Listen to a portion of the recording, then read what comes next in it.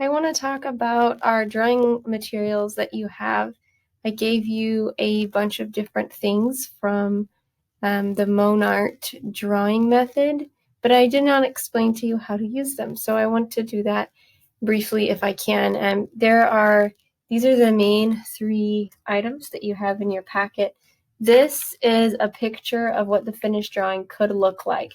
This drawing was done with a black pen, which your students should all have a pen. I gave them one last week in the box. If not, I'm sure you have one lying around somewhere at home. And then this was colored in using markers. So there's a lighter color and then darker color markers, which you can get from pressing firmly on the marker and then pressing a little more lightly. This would also be really beautiful done with colored pencils. So I recommend first time coloring it in, do it with colored pencils, but that's totally up to you. So this is just for you to have as an example of what the finished product could look like. Now there's lots of different ways to have a finished product. If your finished drawing does not look like this, that's fine. We've talked about that a lot in class, that we're trying to train our eyes to see different elements of shape in the dot family, and the circle family, the straight line family, and the angle line family. And that when we're done, we want to have a drawing that we are happy with, that we look at it and we say, wow, I did a good job, or I'm pleased with how it looked. That's really the only thing that matters. It doesn't matter if yours matches this. It doesn't matter if it even looks like you were expecting it to look at the beginning, but at the end, if you put in some good work, you're satisfied with your drawing, that's where you're headed. Now, there's some of you guys that get really, really frustrated when your picture does not look just like this. Now, this was drawn by a student who had been doing drawing lessons for many years.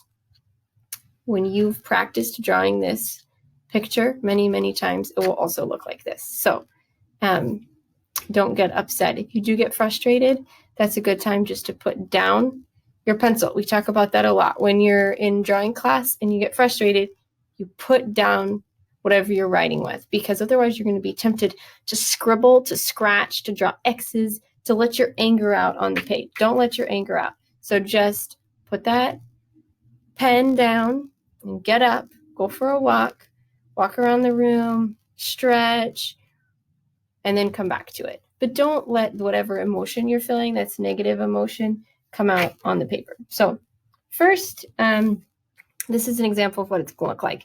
You should always have this up whenever you're working on any step of the process. That way you know what you're working towards.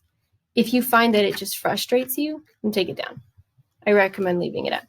This is going to be the first thing you'll do. Here you're looking at different aspects. Here's some different kinds of leaves you could make, different ways you could draw the flower. You'll notice that only this version and this version were used by this artist. You might decide that you want to draw flowers going to the side like that in your final drawing. That's fine.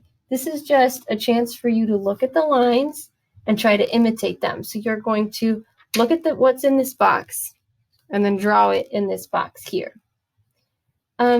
We've talked about using a pen. When you do this, that way you have to commit. It also teaches you to look for a long time before you make the first mark. Parents, if you're helping your student with this, don't give them a pen first. Give them the paper and set a timer for about 3 minutes. Have them look at the picture. Look at the lines. Talk about the lines. Think about where would they start. In the middle is usually the best place to start. So start somewhere in the middle and then work out. That way you make sure you have enough space for your whole drawing. And after you've looked at it for about 3 minutes, then pick up your pen or your thin tip Sharpie or your pencil, whichever one you're using, and start working on it. But don't work before you think. Otherwise, you're not going to be as happy with what you do. So this is the first day. This may take longer than a day. I recommend that if you've been working for more than 30 minutes, you're not finished, you should stop. The other thing is, if you've been working for 30 minutes, there's been a lot of talking or input or noise, craziness. And I realize that some of you, there's a lot of people at your house, it's going to be crazy. But as much as possible when you're drawing, you want it to be quiet. No one should be talking to you. You shouldn't be talking to anyone. You shouldn't be saying things to yourself. Don't say things to yourself like, I'm terrible at drawing. I'm so bad at this. I don't like it. Say positive things to yourself. Tell yourself that you're doing a good job.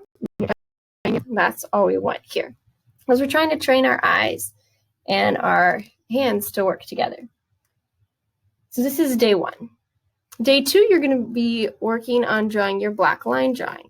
So you're going to have a piece of blank paper now. So this blank paper is where you're going to be actually drawing your drawing. Again, before you start, stop and think about where are you starting on the page. The first line you're going to make is this one, going up in the center of the leaf. So you're going to think about, where do I want my leaf to start? Do I want it facing this way, or do I want it facing this way? Where do I want the bottom stems to go? In the middle? On the side? It's up to you. You make those choices, but you need to think about them before you start. So when you get to this stage, you should have the final goal, a little inspiration here. All this hard work is going somewhere. And then you should have the black line drawing. Your parent is going to need this. This is the step-by-step instructions of how to draw this lily. Now, the reason I chose this lily is because it's almost Easter, and these are popular spring flowers, and it would be a cool thing to draw right now. You'll notice that this picture is numbered. So line number 1, that's what you're going to do first. Then you're going to go and do line number 2. Then you're going to draw the outside curvy edge of this leaf. That's line number 3, and then line number 4, and so on. And you're going to go up and find line number 5, which is all the veins on the leaf. For number 6, you're going to be going up and drawing the inside of the flower. So these are kind of the step-by-step instructions. Now, if you're grown-up that's helping you with school doesn't want to take you through this step-by-step, and I understand if they don't, you can follow this yourself. Just be careful. Do 1, look at it, think about it, and then go over to your paper and make your drawing. Then come back and look at 2. Go over to your paper and make your drawing. If you have any questions, you can call me. But here's what I want to say. Please do not trace the picture. That accomplishes absolutely nothing. So don't take this paper, put it on top of this paper. Oh, look, now you can see the lines through it, and then trace. That's not drawing. So if you do that, and then you send me back your picture, which I want you to keep it. I don't want you to send it back to me. I want you to have your mom or grandma or auntie or whoever take a picture of it and text it to me, because I do want to see your drawings. But I want you to be able to keep your drawing. So even if you don't like what you finished with, please send me a picture of it. But please do not put your paper on top and trace it. See, look, you can see through it. So I'm telling you right now, this is not a good idea. Don't hold it up to the light and all of that. Just follow the steps. And I'm giving you the steps here. So I suggest that this be day 1. And then day 2, you're going to follow the steps.